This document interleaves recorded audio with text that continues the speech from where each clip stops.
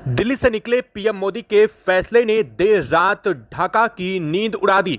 भारत ने आखिरकार बांग्लादेश के खिलाफ वह बड़ा रणनीतिक एक्शन शुरू कर दिया है जिसकी आहट पिछले कई दिनों से सीमा पर साफ सुनाई दे रही थी। पेट्रोलियम सप्लाई पर दबाव बढ़ाने के बाद अब भारत ने बांग्लादेश को की जाने वाली विद्युत आपूर्ति पर कठोर नियंत्रण लागू करते हुए अब बांग्लादेश को सप्लाई की जाने वाली बिजली की आपूर्ति पर सीधे रोक लगा दी है। और जैसे यह खबर बाहर आई है, ढाका में अफरा तफरी मच चुकी है। ऊर्जा मंत्रालय में आपातकालीन बैठक शुरू हो चुकी है।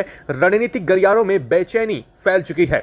सीमा से जुड़े इलाकों में सुरक्षा एजेंसियां हाई अलर्ट पर पहुंच गई हैं। भारत का यह कदम सिर्फ बिजली सप्लाई कम करके उसको झुकाने का फैसला नहीं माना जा रहा है, बल्कि इसके पीछे सीधे तौर पर उस जवाब के रूप में इसे देखा जा रहा है जो भारत ने सीमा सुरक्षा, घुसपैठ और लगातार बढ़ती तनावपूर्ण गतिविधियों के रूप में दिया है। हाल में ही भारत की तरफ से बंगाल के चुनाव के बाद जिस तरीके से सत्ता परिवर्तन हुआ है, उसको लेकर के तीखा विरोध बांग्लादेश के अंदर देखने को मिला था। भारत को लेकर के विरोध के बावजूद लोगों ने सड़क पर भारत का विरोध किया था और वहां की प्रशासनिक और सत्ता में बैठे हुक्मरानों ने भी भारत के खिलाफ तीखी टिप्पणी करते हुए भारत को अनाप शनाप बोलने की हिमाकत की थी।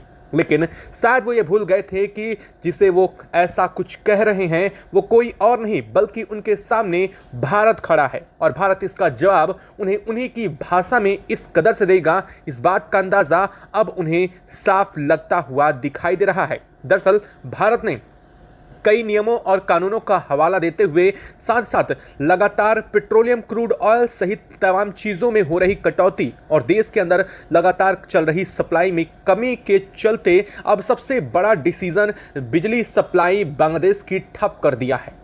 भारत ने यह सब कुछ तो कहा है, लेकिन असल में भारत के पीछे यह एक उद्देश्य नहीं था। वास्तव में देखा जाए तो भारत सिर्फ बांग्लादेश नहीं बल्कि श्रीलंका सहित नेपाल, भूटान और म्यांमार सहित कई देशों को बिजली आपूर्ति करता है।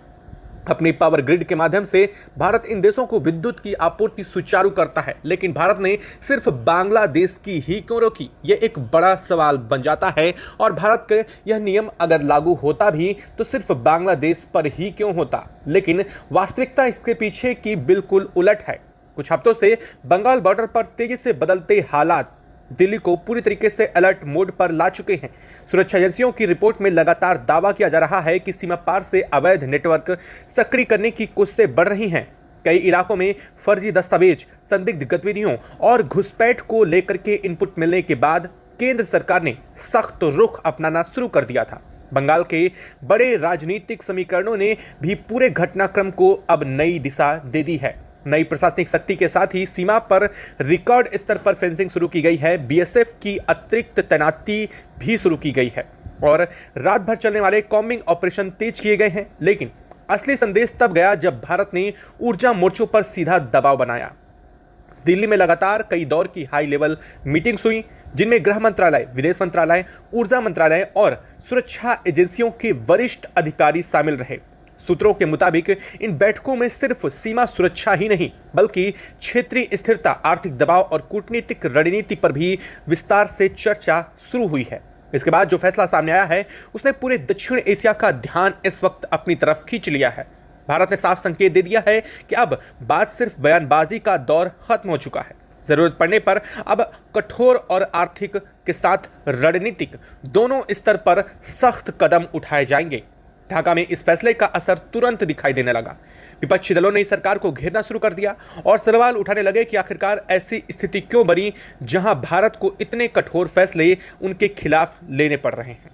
दूसरी तरफ राष्ट्रवादी संगठनों ने भारत के खिलाफ बयानबाजी तेज कर दी, लेकिन असली चिंता रणनीतिक नारों की नहीं बल्कि ऊर्जा संकट की बन रही है। बांग्लादेश के कई औद्योगिक क्षेत्रों की निर्भरता लंबे समय से भारत से आने वाली बिजली पर रही है। ऐसे में बिजली आपूर्ति सीमित होने की खबर ने व्यापारिक संगठनों और उद्योगपतियों के बीच बेचैनी बढ़ा दी है। कई इलाकों में ये चर्चा शुरू हो चुकी है कि यदि स्थिति लंबे समय तक बनी रही तो उत्पादन और रोजमर्रा की व्यवस्था भी गंभीर रूप से प्रभावित होगी। दिल्ली में सरकार का रुख हालांकि पूरी तरीके से स्पष्ट दिखाई दे रहा है। सत्ता पक्ष के नेताओं ने साफ कहा है कि अब भारत अपनी सीमा सुरक्षा और राष्ट्रीय हितों के साथ किसी भी तरीके का समझौता नहीं करेगा। बांग्लादेश में लगातार चल रही घुसपैठ की कोशिशें इस वक्त नाकाम की जा रही हैं। हालात ऐसे बन चुकी है, भारत बांग्लादेश बॉर्डर पर इस वक्त लोगों का हुजूम उमड़ चुका है। देखा यह जा रहा है कि बंगाल में लोग जो छिप करके बांग्लादेशी घुसपैठिए मौजूद थे, उन्हें एक एक करके सीमा से बाहर वापस बांग्लादेश भी भेजा जा रहा है। अब निर्णायक कार्रवाई का समय आ चुका है। बंगाल की नई प्रशासनिक व्यवस्था को भी इसी बड़े बदलाव का हिस्सा बताया जाने लगा है। सीमा से लगे जिलों में पहचान सत्यापन तेज किए गए हैं, अवैध दस्तावेजों की जांच की गई है और स्थानीय प्रशासन को संदिग्ध गतिविधियों पर तुरंत कार्रवाई के निर्देश भी दे दिए गए हैं। हालात ऐसे हैं कि हाल में ही बुलडोजर एक्शन की भी खबरें सामने आई हैं। जैसे ही बाब सुवेंद्र अधिकारी सीएम पद की शपथ लिए हैं, उसके बाद से ही हालात बदल रहे हैं। अब उन सभी चीज़ों को उखाड़ फेंकने की तैयारी चल रही है जो बांग्लादेश में किसी न किसी तरीके से वहाँ पर लोगों के इस सुरक्षा, स्वास्थ्य और तमाम चीज़ों से खिलवाड़ कर रही थी, चाहे वहाँ तस्करी हो, ड्रग्स को लेकर के हो या फिर तमाम अन्य चीज़ों को लेकर के हो। उनका मानना था कि ऊर्जा सप्लाई सिर्फ व्यापारिक विषय नहीं बल्कि रणनीतिक प्रभाव का माध्यम भी होती है। भारत लंबे समय से अपनी पड़ोसी देशों को बिजली और पेट्रोलियम उत्पाद को उपलब्ध करा रहा था। ऐसे भी किसी देश की आपूर्ति सीमित करना सीधा राजनीतिक और रणनीतिक संदेश माना जा रहा है। हालांकि भारत की तरफ से आधिकारिक रूप से घरेलू जरूरतों और संसाधन प्रबंधन की बात कही गई है, लेकिन अंतर्राष्ट्रीय विश्लेषकों ने इससे सीमा पर बढ़ते तनाव और भारत के खिलाफत करने के वजह से बांग्लादेश पर लिया गया भारत का एक्शन से जोड़ करके तुरंत देखना शुरू कर दिया है। भारत अब सिर्फ चेतावनी तक सीमित नहीं रहेगा। सूत्रों के मुताबिक गृह मंत्रालय, विदेश मंत्रालय और ऊर्जा मंत्रालय के बीच लगातार कई दौर की बैठकें हुई, जिसमें सीमा सुरक्षा, घुसपैठ, आर्थिक दबाव और क्षेत्रीय स्थिरता जैसे मुद्दों की विस्तृत चर्चा की गई है। इसके बाद जो रणनीति सामने आई है उसने ढाका की चिंता को कई गुना बढ़ा दिया है। भारत ने संकेत दे दिया है कि सीमा पर जुड़ी गतिविधियों में बदलाव नहीं हुआ तो आने वाले समय में और भी कठोर कदम अब उठाए जाएंगे। ढाका में जैसे ही भारतीय निर्णय की खबर पहुंची है, राजनीतिक हलकों में बेचैनी दिख रही है। पक्षी दल सरकार से सवाल लगातार पूछ रहे हैं कि आखिर ऐसी स्थिति क्यों बनी कि भारत इस तरीके से अपने ऊर्जा आपूर्ति को रोक रहा है बांग्लादेश आने से। इसी कदम के बीच में भारत की तरफ से भी क्रूड ऑयल के चलते पेट्रोलियम और डीजल की आपूर्ति को भी बांग्लादेश में कम किया गया है, यानी भारत ने इस पर भी अंकुश लगाया है। भारत के खिलाफ इस पूरे घटनाक्रम के बीच में बांग्लादेश से तीखी प्रतिक्रिया सामने आई है, बयानबाजी दी गई है। सीधे तौर पर बांग्लादेश ने अब हिंदू माइनॉरिटीज़ को निशाना बनाने की बात कही है, लेकिन ढाका की सबसे बड़ी चिंता सिर्फ यही नहीं है। उसे लग रहा है कि अगर वो ऐसा करेंगे तो भारत बांग्लादेश से घुसपैठ किए अवैध लोगों को भारत से नहीं निकालेगा, लेकिन असल में कहानी बिल्कुल पलट रही है। बांग्लादेश के कई औद्योगिक क्षेत्र इस वक्त भारत से आने वाली बिजली पर जो निर्भर थे, उन पर ताले लटकने शुरू होने की असर दिखने लगे हैं। भारत सरकार ने रुख हालांकि स्पष्ट कर दिया है और नेताओं ने, सत्ता पक्ष ने भी साफ कर दिया है कि किसी भी मामले के लेकर के अब समझौता नहीं किया जाएगा। टीवी डिबेट्स में लगातार कहा जाने लगा है कि सीमा सुरक्षा सिर्फ राज्य का मुद्दा नहीं है, बल्कि यह राष्ट्रीय संप्रभुता का भी सबसे अहम हिस्सा है। बंगाल की नई राजनीतिक परिस्थितियों को भी इसी संदर्भ में देखा जा रहा है। लंबे समय तक चलने राजनीतिक आरोप प्रत्यारोप के बाद अब प्रशासनिक स्तर पर सख्ती दिखाई देने लगी थी। सीमा से लगे जिलों में पहचान सत्यापन अभियान तेज हुए हैं। कई जगहों पर अवैध दस्तावेजों की जांच शुरू कर दी गई है। स्थानीय प्रशासन को निर्देश दिए गए हैं संदिग्ध गतिविधियों पर तुरंत कार्रवाई की जाए। सीमा पर हालात लगातार उस पर निगरानी रखी जाए। बीएसएफ की अधिक से अधिक टुकड़ियों को अब बॉर्डर पर तैनात की जाए और बांग्लादेश से आने वाले लोगों को अब किसी भी तरीके से बिना उनके परिपक्व जानकारी के या फिर उनके डॉक्यूमेंट्स के बगैर उन्हें भारत में एंट्री नहीं दी जाएगी। और सबसे बड़ा ये है कि जो लोग भारत में अवैध रूप से अब तक घुसपैठ करके रह रहे थे, उन्हें भी बांग्लादेश से बाहर का रास्ता दिखाया जाएगा। ड्रोन निगरानी बढ़ाई जाएगी। नदी वाले मार्गों पर विशेष रूप से गश्ती शुरू कर दी गई है। बीएसएफ को पूरी तरीके से एक्शन लेने के निर्देश दिए गए हैं। सीमा से जुड़े गांवों को लोगों को भी सतर्क रहने की सलाह दी गई है और जैसे ही घुसपैठ या अनजान लोगों को देखने की बात की जा रही है, उसके साथ ही तुरंत प्रशासन को मौजूदा जानकारी उपलब्ध कराने की भी हिदायत दे दी गई है। कई जगहों पर लोग ने पहली बार इतने बड़े पैमाने पर सुरक्षा बलों की मौजूदगी देखी है। दिल्ली में गृह मंत्रालय, विदेश मंत्रालय, ऊर्जा मंत्रालय लगातार बैठकों के जरिए इस पर नजर रख रहे हैं। भारत ने स्पष्ट कर दिया है कि इस पूरे घटनाक्रम के बीच में बांग्लादेश पर अब लगातार चाबुक चलता ही रहेगा।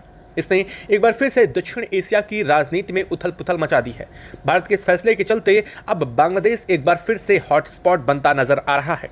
दुनिया भर की नजरें भारत और बांग्लादेश के बीच इस वक्त एक्शन पर टिकी हुई हैं। हालात ये भी बनाए जा रहे हैं कि बांग्लादेश में इस वक्त पेट्रोल की कीमतें लगभग 2 से ढाई गुना तक ज्यादा इजाफा कर चुकी हैं। वजह साफ है कि पेट्रोलियम की आपूर्ति कम हुई है। कई जगहों पर पेट्रोल पंप्स के बाहर लंबी चौड़ी कतारों में लोग लाइन में लगे हैं ताकि उन्हें पेट्रोल आसानी से मिल जाए। और इस सब के पीछे की वजह है भारत की तरफ से पेट्रोलियम उत्पादन के और बांग्लादेश को किए जा रहे पेट्रोल और डीजल की सप्लाई पर अंकुश लगाना वजह बताई जा रही है। अब हालात ऐसे बन चुके हैं कि बांग्लादेश को भारत के सामने घुटने टेकने पर मजबूर होना पड़ रहा है। दरअसल भारत के इन सभी कदमों को उठाने के पीछे बहुत बड़ी वजह है। भारत ने अभी चंद दिनों पहले ही जैसे ही सरकार बदली और वहां पर शुभेंद्र अधिकारी की सरकार आती है सत्ता में, उसके बाद से ही बांग्लादेश में उथल पुथल मच गई।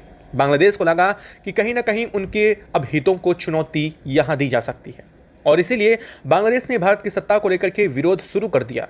जैसे यह विरोध बढ़ता गया उसके बाद से ही भारत ने इस पर अपना कड़ी प्रतिक्रिया देनी शुरू कर दी।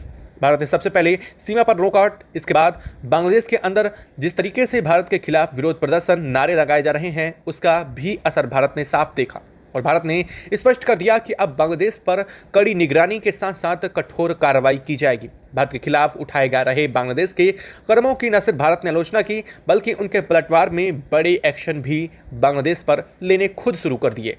अब हालात ऐसे बन चुके हैं कि बांग्लादेश चौतरफा भारत से घिरता हुआ नजर आ रहा है। भारत की तरफ से अगर सोचिए पेट्रोलियम और विद्युत की आपूर्ति ठप की जाती है तो यानी कि उसकी सबसे बड़ी ताकत रोक दी जाएगी। यहाँ तक कि व्यापार से लेकर के वहाँ खाने के लाले भी पड़ने वाले हैं। हालात ऐसी है, भारत धीरे धीरे करके अंकुशों को बढ़ाता जा रहा है। हालात इस वक्त ऐसे बन चुके हैं कि अब बांग्लादेश ने दुनिया के दूसरे देशों की तरफ मुंह उठाना शुरू कर दिया है। बांग्लादेश का कहना है कि अब ऐसी स्थिति में उसे पाक से सहायता की जरूर गुंजाइश दिखाई दे रही है।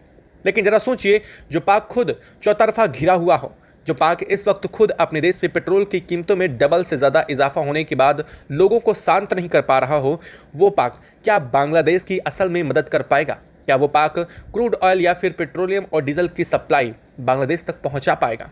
इसका जवाब है ना।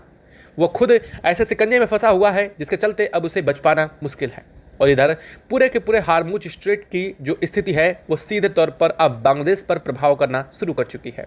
भारत जैसे तैसे अब तक सप्लाई को सुनिश्चित कर रहा था, लेकिन बांग्लादेश की खुद की हरकतों ने अब इसे पूरी तरीके से मटिया मेट करने का काम कर दिया है। सीमा पर लगातार बढ़ती गतिविधियों, संदिग्ध नेटवर्क्स और सुरक्षा एजेंसियों को मिल रहे इनपुट्स के बाद केंद्र सरकार ने ऐसी रणनीति पर काम शुरू कर दिया था जिसका असर सिर्फ सीमावर्ती इलाकों तक नहीं बल्कि पूरे क्षेत्र की राजनीतिक और आर्थिक स्थिति पर पड़ने वाला था। यही वजह ऊर्जा मंत्रालय, गृह मंत्रालय और राष्ट्रीय सुरक्षा से जुड़े अधिकारियों के बीच चली मैराथन बैठकों ने अचानक पूरे सिस्टम को अलर्ट मोड में ला दिया। सूत्रों के मुताबिक बैठक में सबसे ज्यादा चर्चा उस आर्थिक दबाव नीति पर हुई जिसके जरिए बिना किसी सैन्य कार्रवाई के रणनीतिक संदेश दिया जा सके। पिछले कई वर्षों में भारत ने क्षेत्रीय सहयोग के नाम पर बिजली, पेट्रोलियम और व्यापारिक सप्लाई के जरिए पूरे इलाके में अपनी मजबूत आर्थिक पकड़ बनाई थी। लेकिन अब पहली बार यह चर्चा तेज हुई कि अगर कोई पड़ोसी देश भारत की सुरक्षा चिंताओं को गंभीरता से नहीं लेता तो आर्थिक रिश्तों की समीक्षा भी की जा सकती है। यही वह संकेत था जिसने देर रात ढाका के सत्ता गलियारों में बेचैनी फैला दी। खबर फैलते ही ऊर्जा विभाग में आपात बैठकें शुरू हुई। उद्योग संगठनों ने सरकार से जवाब मांगा और विपक्षी दलों ने सवाल उठाने शुरू कर दिए कि आखिर हालात यहां तक कैसे पहुंच गए। इधर भारत में टीवी चैनलों और राजनीतिक मंचों पर माहौल पूरी तरह बदल चुका था। राष्ट्र सुरक्षा, सीमा प्रबंधन और घुसपैठ जैसे मुद्दे अचानक राष्ट्रीय बहस के केंद्र में आ गए। कई राजनीतिक विश्लेषकों ने दावा किया कि यह सिर्फ एक प्रशासनिक कदम नहीं बल्कि लंबे समय से तैयार की जा रही रणनीति का हिस्सा है। बंगाल में नई प्रशासनिक सख्ती के बाद सीमावर्ती जिलों में जिस तरह रिकॉर्ड स्तर पर पहचान सत्यापन अभियान शुरू हुए उसने पूरे सिस्टम को झकझोर कर रख दिया। कई इलाकों में फर्जी दस्तावेजों की जांच तेज हुई, संदिग्ध गतिविधियों पर निगरानी बढ़ी और रात भर चलने वाले ऑपरेशन शुरू हो गए।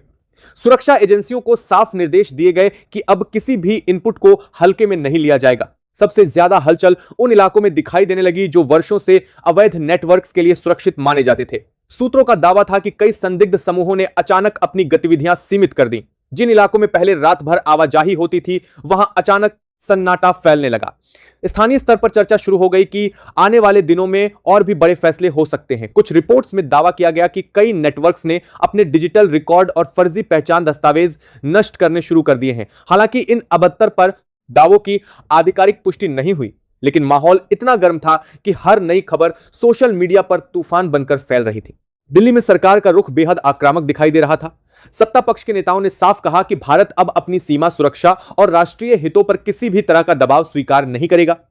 संसद से लेकर टीवी डिबेट्स तक सिर्फ एक ही चर्चा थी कि क्या भारत अब अपनी पड़ोसी नीति को पूरी तरह बदलने जा रहा है।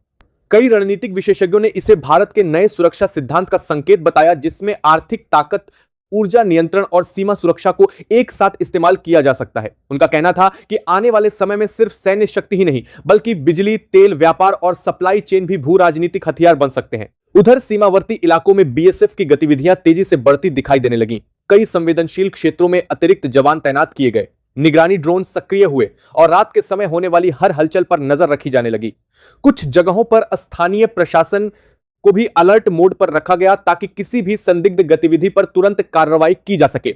सूत्रों का कहना था कि केंद्र सरकार अब सीमा सुरक्षा को सिर्फ राज्य का विषय मानकर नहीं चल रही, बल्कि इसे राष्ट्रीय सुरक्षा के बड़े ढांचे से जोड़कर देखा जा रहा है। यही वजह थी कि दिल्ली से लगातार मॉनिटरिंग की जा रही थी।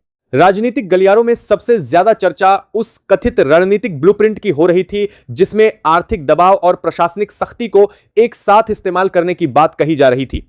विश्लेषकों का मानना था कि अगर यह मॉडल सफल होता है तो आने वाले समय में पूरे क्षेत्र की राजनीति बदल सकती है। कई देशों के रणनीतिक थिंक टैंकों ने भी इस घटनाक्रम पर नजर रखना शुरू कर दिया। अंतरराष्ट्रीय मीडिया में यह सवाल उठने लगा कि क्या दक्षिण एशिया में अब नई तरह की शक्ति राजनीति शुरू हो चुकी है, जहां बिना गोली चलाए आर्थिक दबाव के जरिए बड़े संदेश दिए जाएंगे। इसी बीच कई उद्योग संगठनों ने चिंता जताई कि यदि ऊर्जा सप्लाई और व्यापारिक तनाव लंबे समय तक जारी रहा तो इसका असर पूरे क्षेत्र की अर्थव्यवस्था पर पड़ सकता है। लेकिन भारत में राष्ट्रवादी राजनीतिक माहौल इतना गर्म था कि इन चेतावनियों को ज्यादा महत्व नहीं दिया गया। जनता के एक बड़े वर्ग ने सरकार के सख्त रुख का समर्थन करना शुरू कर दिया। सोशल मीडिया पर लगातार ऐसे पोस्ट वायरल होने लगे जिनमें कहा जा रहा था कि भारत अब कमजोर प्रतिक्रिया देने वाला देश नहीं रहा और राष्ट्रीय सुरक्षा पर निर्णायक कदम उठाने का समय आ चुका है। दिल्ली के रणनीतिक हलकों में यह भी चर्चा शुरू हो गई कि आने वाले दिनों में सीमा प्रबंधन को लेकर और बड़े फैसले हो सकते हैं। कई रिपोर्ट्स में दावा किया गया कि सीमावर्ती इलाकों में टेक्नोलॉजी आधारित निगरानी सिस्टम बढ़ाए जाएंगे, डिजिटल ट्रैकिंग को मजबूत किया जाएगा और फर्जी पहचान नेटवर्क्स पर बड़ा ऑपरेशन चल सकता है। सुरक्षा एजेंसियों को कथित तौर पर यह निर्देश दिया गया कि किसी भी संदिग्ध गतिविधि को तुरंत राष्ट्रीय सुरक्षा के नजरिए से देखा जाए। यही वजह थी कि कई इलाकों में अचानक जांच और निगरानी बढ़ गई। ढाका में भी राजनीतिक दबाव बढ़ता जा रहा था। विपक्षी दल सरकार पर सवाल उठा रहे थे कि आखिर रिश्ते इस स्तर तक क्यों बिगड़ने लगे। दूसरी तरफ कट्टर राष्ट्रवादी संगठनों ने आक्रामक बयान देने शुरू कर दिए। लेकिन सबसे बड़ी चिंता आर्थिक अस्थिरता को लेकर थी। उद्योगपतियों और व्यापारिक संगठनों ने सरकार से स्थिति संभालने की अपील की, क्योंकि लंबे समय तक तनाव रहने पर उत्पादन, व्यापार और रोजमर्रा की व्यवस्था पर असर पड़ सकता था। ऊर्जा विशेषज्ञों ने चेतावनी दी कि अगर क्षेत्रीय सहयोग कमजोर पड़ता है तो इसका असर आम लोगों तक पहुंच सकता है। लेकिन दिल्ली में संदेश साफ था। सत्ता के शीर्ष स्तर पर यह धारणा बन चुकी थी कि अब आधे अधूरे कदमों का दौर खत्म हो चुका है। कई राजनीतिक विश्लेषकों का मानना था कि यह सिर्फ एक शुरुआत है और आने वाले महीनों में भारत अपनी सीमा सुरक्षा और क्षेत्रीय रणनीति को लेकर और ज्यादा आक्रामक रुख अपना सकता है। यही वजह थी कि हर नई बैठक, हर नई तैनाती और हर नए प्रशासनिक आदेश को बेहद गंभीरता से देखा जा रहा था। अब पूरा क्षेत्र एक ऐसे मोड़ पर खड़ा दिखाई दे रहा था जहां से आगे की हर चाल दक्षिण एशिया की राजनीति को नई दिशा दे सकती थी। सवाल सिर्फ सीमा का नहीं रह गया था। सवाल यह था कि क्या आने वाले समय में आर्थिक दबाव, ऊर्जा नियंत्रण और रणनीतिक सख्ती ही नई शक्ति राजनीति का चेहरा बनने वाली है। और अगर ऐसा हुआ तो इसका असर सिर्फ दो देशों तक सीमित नहीं रहेगा, बल्कि पूरे क्षेत्र की स्थिरता और भविष्य पर पड़ेगा। अगर आपको यह हाई वोल्टेज राजनीतिक विश्लेषण पसंद आया हो तो वीडियो को लाइक जरूर करें, चैनल को सब्सक्राइब करें, अपने दोस्तों के साथ शेयर करें और कमेंट में अपनी राय जरूर लिखें। जय हिंद।